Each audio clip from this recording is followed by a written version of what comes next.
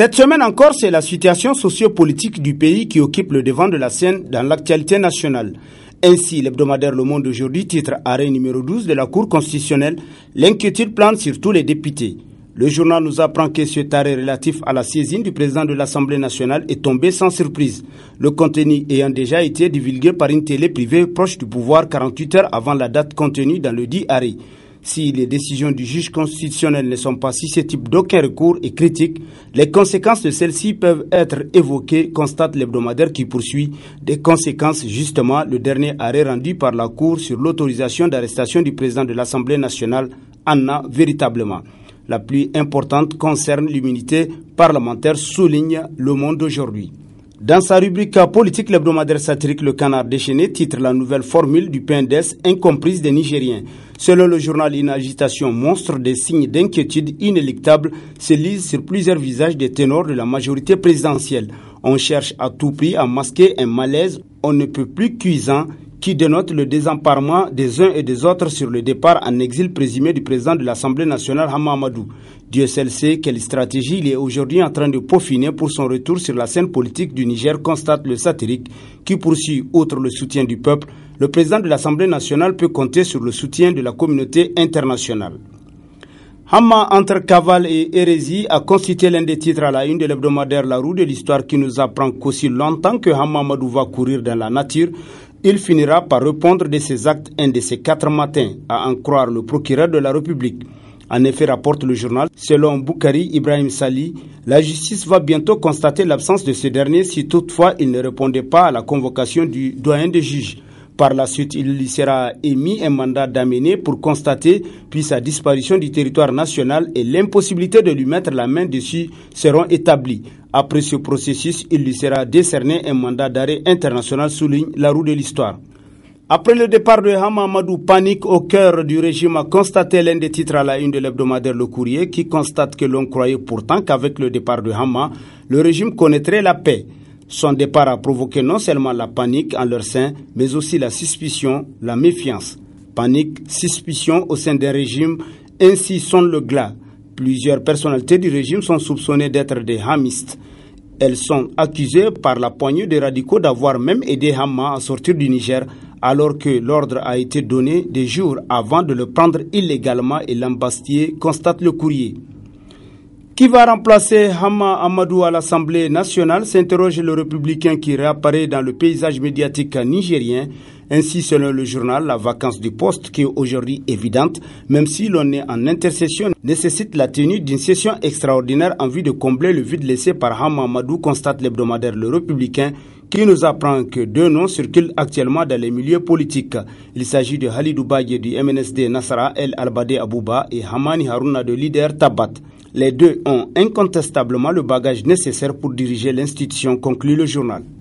Défection à Loumana, Baye Mohamed rejoint les rangs du PNDS, à titre dans ses colonnes cette semaine l'hebdomadaire Jeunesse Info, qui nous apprend qu'à l'annonce de cette décision, beaucoup étaient les militants, militantes et responsables du parti El Hama qui avaient regretté sincèrement le départ de M. Mohamed Baye pour d'autres horizons. Lui, un homme discret et travailleur qui a toujours fait de grandes choses sans tapage. Et quand on sait qu'il est à la base de l'implantation du Modem Faloumana dans la région d'Abalak, ce départ avec ses troupes a tout lieu d'inquiéter, constate l'hebdomadaire Jeunesse Info. Congrès CDS Rahama El Alambay, les résultats d'un forcing, titre dans ses colonnes le quotidien privé L'Enquêteur dans sa parution du 8 septembre dernier. Selon le journal, on s'attendait à un monde fou, surtout qu'il s'agit d'un parti comme la CDS Rahama qui a une assise nationale indéniable. Hélas, cette attente n'a pas été comblée. Un motif de réconfort pour le président attitré du CDS, Mahaman Ousmane, qui a tenté d'empêcher par la voie légale la tenue de l'instance sans succès. Le congrès s'est tenu, mais dans un cafouillage indescriptible qui atteste de son impréparation flagrante, constate l'enquêteur. L'autre quotidien privé Fraternité Niger s'interroge pour sa part, quel sort pour Mahaman Ousmane, Naforko ou Nakarché? La question est sur toutes les lèvres depuis le plébiscite de Abdoulabo à la présidence de la CDS Rahama. En tout cas, Mahaman Ousmane aura désormais des difficultés à tenir des réunions ou des meetings au nom du CDS, puisque tout acte de son initiative serait une violation de la loi, un refus d'obtempérer à une décision de justice, constate Fraternité Niger. Nation, l'administration nigérienne bloquée par la politique, titre dans ses colonnes l'hebdomadaire L'actualité, qui se demande comment remettre au travail une administration paralysée. C'est toute la question. Par ce temps qui court au Niger, ça ne travaille pas du tout. C'est le moins que l'on puisse dire, car tous ou presque tous les agents de l'État sont accrochés à la politique politicienne. C'est un fait que l'administration nigérienne n'est pas encore modernisée et donc difficile pour elle de suivre le rythme dans un monde exigeant où la compétition est rude, renchérit l'actualité. Avion présidentiel, le Niger achète, le Malawi vend, titre dans ses colonnes l'hebdomadaire satirique Le Hérisson, qui nous apprend que le Niger acquiert un nouvel avion présidentiel pour son président Mahamadou Issifou. Le Malawi lui vend le sien. L'avion de Madame Banda, la présidente du Malawi, un 14 places acquis il y a un an à 22 millions de dollars, vient d'être vendu à 15 millions de dollars pour venir en aide à la population malawite, victime de la faim et de la malnutrition selon Le Hérisson. Sur un tout autre plan, le mensuel Seda titre dans ses colonnes Regard sur une expérience du passé, la politique d'autosuffisance alimentaire au Niger sous le président Séni Kountché, 1975-1986. La lutte pour une autosuffisance alimentaire durable nécessite en dehors des institutions comme l'OPVN qui servent dans le cadre de l'intervention d'urgence en période de crise alimentaire, la mise en place d'un cadre stratégique et opérationnel cohérent sur la longue durée, la recherche de l'autosuffisance alimentaire par l'intensification des cultures du mil et du sorgho d'une part et par le développement de la culture irriguée de l'autre. Dans cette perspective, l'objectif annuel était de 1000 hectares.